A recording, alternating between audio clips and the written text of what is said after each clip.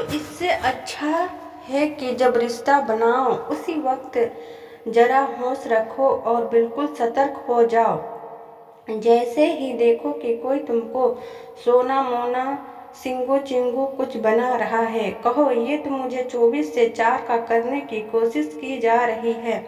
और हम लोग सब प्रभाव की चपेट में होते हैं कई बार तुम्हें 4 का बनाएगा, तुम बन भी जाओगे, अपने ही नज़रों में वैसे ही जाओगे। देखते नहीं हो बहुत सारे जो एडल्ट वे सब कपड़े होते हैं वो बिल्कुल वैसे ही होती है जैसे 1-2 साल के बच्चे के छबेले। 1-2 साल के बच्चे के कपड़े देखे हैं कैसे होते हैं, और बहुत सारे एडल्ट कपड़े बिल्कुल वैसे ही होते हैं। ये क्या किया जा रहा है?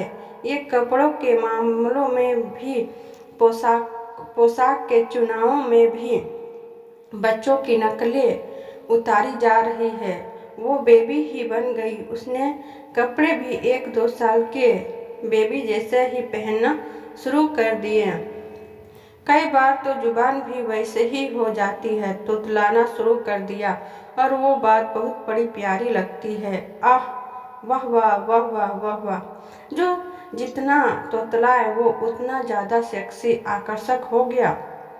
और ये पॉइंट दोनों होंठ निकालना शुरू कर देते हैं जैसे छोटे बच्चे थुथुन निकालते हैं।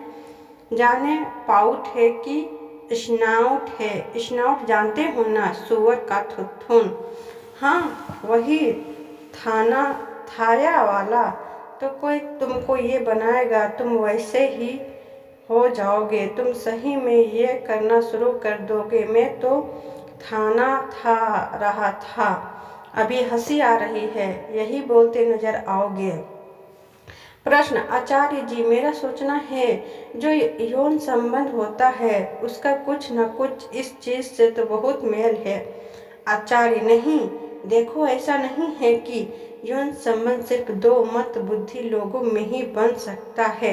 ये बात बिल्कुल भी ठीक नहीं है कि जब तक आप दोनों का संयुक्त IQ एकल अंक का ना हो तब तक आप आपस में सेक्स ही नहीं कर सकते। ऐसा नहीं है, उच्च स्तर के रिश्ते भी हो सकते हैं और उनमें भी सेक्सुअल डायमोनेशन यौन पहल हो सकता है। बस यह है कि वह हमें आमतौर पर दिखाई नहीं देता। ऐसा कोई उच्च स्तर का रिश्ता हमें दिखाई ही नहीं देता, तो हमें लगता है कि यौन संबंध सिर्फ बेबी और बेबा में ही बन सकता है। नहीं, ऐसा नहीं है। कोई यह सोचकर ना डर जाए कि अगर मैंने कोई ऊंचा संबंध बनाया है तो वह है तो फिर पूरे तरीके से बौद्धिक और आदर्शवादी हो जाएगा। उसमें शारीरिक संपर्क तो होगा ही नहीं, हो सकता है पर ऊंचे रिलेशनशिप में शारीरिक संपर्क में भी फिर एक ऊंचाई लिए होगा, उसमें भी एक हल्कापन होगा, एक उद्यमता रहेगी। वो फिर ऐसा नहीं होगा कि पूछो पूछो करते करते एक दूसरे पर हाथ फेरना शुरू कर दिया और बातें ये कर रहे हैं कि तुमने खाना खाया कि नहीं, हाथ टटोल रहे हो कि उसका बटन कहाँ है, खोल दूँ जल्दी से। ये जो आमतौर के रिश्ते में होता है कि बोलने तो गए हैं कि अले तुम्हें बुखार तो नहीं हो गया है, और माथा टोटल के भी देख सकते थे कि बुखार है कि नहीं। ये क्या टोटल रहे हो? बुखार होगा तो पूरे जिस्म में होगा, कहाँ हाथ घुसेड़ के उसका तापमान ले रहे हो। तो ये जब जाहिल किस्म के घटिया रिलेशनशिप्स होती है जिसमें दोनों ही पक्ष जानते हैं कि उद्देश्य सिर्फ यह है कि किसी तरीके से एक दूसरे का मांस नोच कर खा ले, एक दूसरे का जिस्म चबा ले, यही उद्देश्य है। और बाकी सब जो ये बचकाना है और ये सब है, ये उसके आसपास का एक प्रपंच, एक तरह का बहाना मात्र होता है।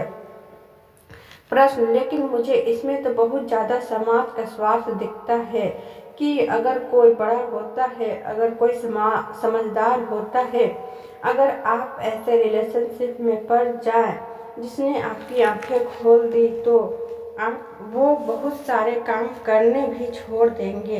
जो समाज आपसे करवाती है और जितने भी हमारी फिल्म वगैरह है वे बहुत ज़्यादा इस चीज़ को बढ़ा चढ़ा कर बताती है कि आपका जो साथी है उसका होना चाहिए कि वो आपको खाने के लिए पूछ रहा है।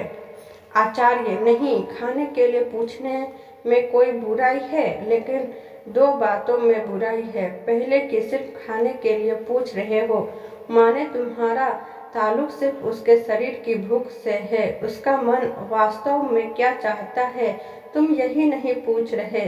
तुम पूछ रहे हो कि खाना खाया कि नहीं। तुम बस इससे मतलब है कि खाना तो खा ले ताकि तेरा शरीर चलता रहे। मन क्या चाह रहा है, दिल की वास्तविक तरफ क्या है, ये तुमने अभी जानने समझने की कोशिश ही नहीं करी। एक बुराई यह है कि, और इससे भी बदतर बुराई इसमें यह है कि तुम शरीर की बात भी सिर्फ इसलिए कर रहे हो ताकि शरीर को नोच घसेट के खा सको। उदाहरण के लिए यह है कि जानू ने खाना खाया कि नहीं खाया।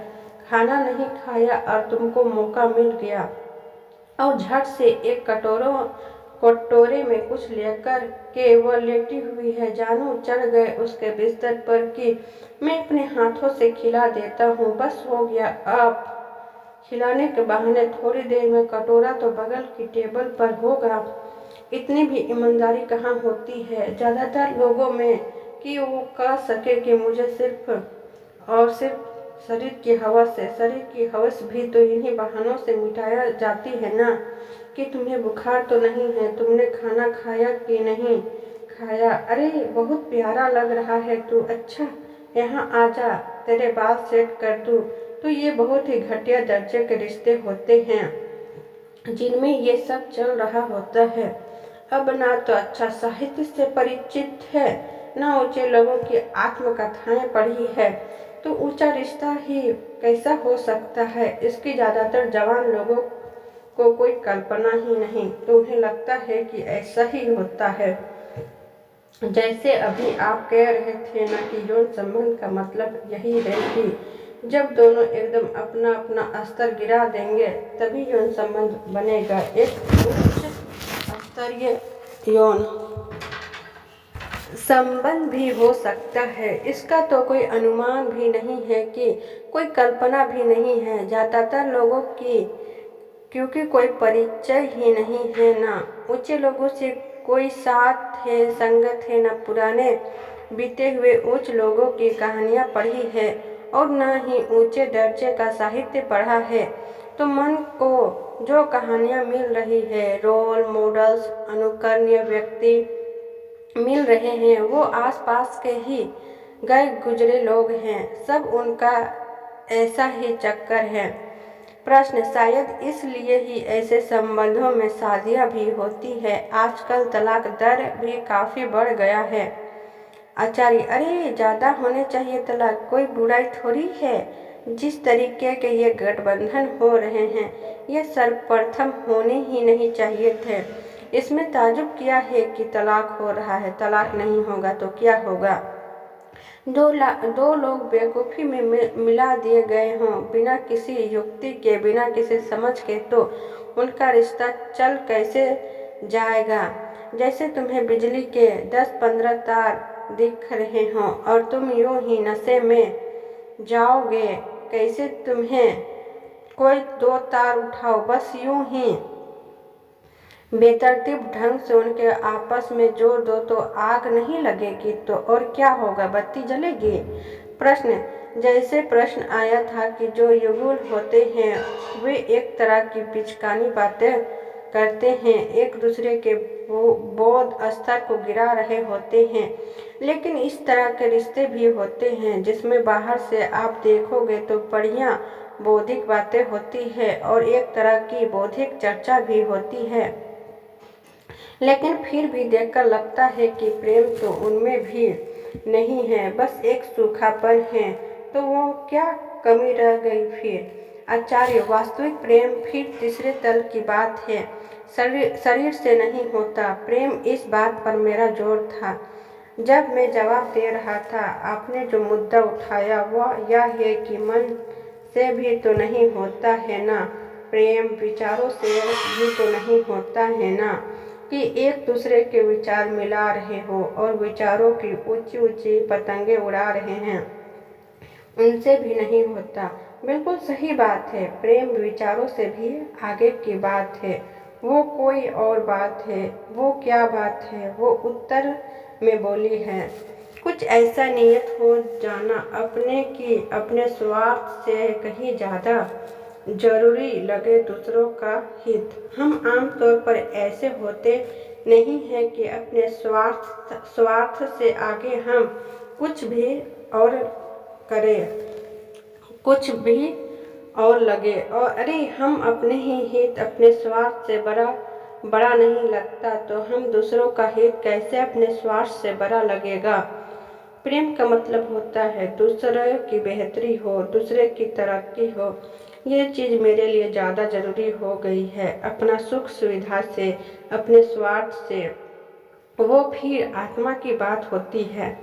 बिल्कुल ठीक कहा कि बिल्कुल हो सकता है दो लोग हो जो बहुत बौद्धिकतापूर्ण बातें करते हों, उच्च बौद्धिक जुड़ाव हो वो आपस में, लेकिन फिर भी रिश्ता रूखा हो। बिल्कुल हो सकता है, बिल्कुल मानता हूँ। बात नियत की है, इरादा किया है एक दूसरे के साथ, क्योंकि बौद्धिक जुड़ाव भी आंतरिक रूप से बहुत हिंसक हो सकता है, तो वो प्रेम नहीं कहा जा सकता। आप बहुत जबरदस्त बौद्धिक चर्चा कर रहे हैं जिसमें पीछे अहंकार बैठा हुआ है, तो फिर प्रेम कहाँ है उसमें? वो बात बिल्कुल ठीक है, बात नियत की है, इरादे की है। दूसरा आगे बढ़े, तरक्की करे, अपनी हमें परवाह नहीं। और जो ये कह देता है कि वह अपनी हमें परवाह नहीं, तो वास्तव में वह पहुंच चुका होता है जहां उसे किसी परवाह की ज़रूरत ही नहीं। क्योंकि जब तक तुम ऐसे ही जिसको अभी ज़रूरत है देखभाल की, परवाह की, तुम यह कह भी नहीं पाओगे कि भाई दूसरे का भला होना चाहिए, हमारी फिक्र छोड़ो। जो ये कह पाए कि हमारी फिक्र छोड़ो, समझ लो कि अब वह कुछ हो ही गया है, कहीं पहुंच ही गया है, वरना उसको ये भाव उठता ही नहीं कि हमारी फिक्र छोड़ो, ये प्रेम है। तो यह यहाँ पर जो सूक्ष्म विरोधाभास से समझ रहे हो, प्रेम कहता है हमें पीछे रखो, हम छोटे हैं, दूसरे को आगे रखो, दूसरा बड़ा है, दूसरे की बात करो, उसका भला हो रहा है कि नहीं हो रहा है। लेकिन वास्तव में प्रेम तब होता है जब तुम बहुत बड़े हो गए होते हो। प्रेम का क्या रहा होता है, दूसरा बड़ा है, दूसरे की बातें करो, लेकिन जो ये कह रहा है कि दूसरा बड़ा है, या वह कह ही सिर्फ तब सकता है जब वो खुद बड़ा हो गया हो। नहीं तो जो आम आदमी हैं, छोटे दिल वाले हैं, वे तो अपने ही छोटे छोटे स्वार्थों में फंसा रहता है, दूसरे को बड़ा कह ही नहीं पाएगा। तो नियत की बात है, प्रेम में असली चीज क्या है? नियत। आचार्य जी, इस तरह की बातें माता पिता और बच्चों के रिश्तों में भी दिखाई देती है, जहाँ बच्चे वयस्क हो चुके होते हैं फिर भी माँ बाप उन्हें छोटे बच्चे जैसे व्यवहार करते हैं। आचार्य, हाँ, बढ़िया किया कि यह बात उठा दी। ये 30 साल का हो गया है, बिल्कुल हुरहुड कताई हुरदंग 30-32 साल का है, और वो जा रहा था। उसकी मम्मी उसको ऐसा ही कह रही थी जैसे आप 5 साल का हो। बहुत सावधान रहने की ज़रूरत है, बहुत सावधान।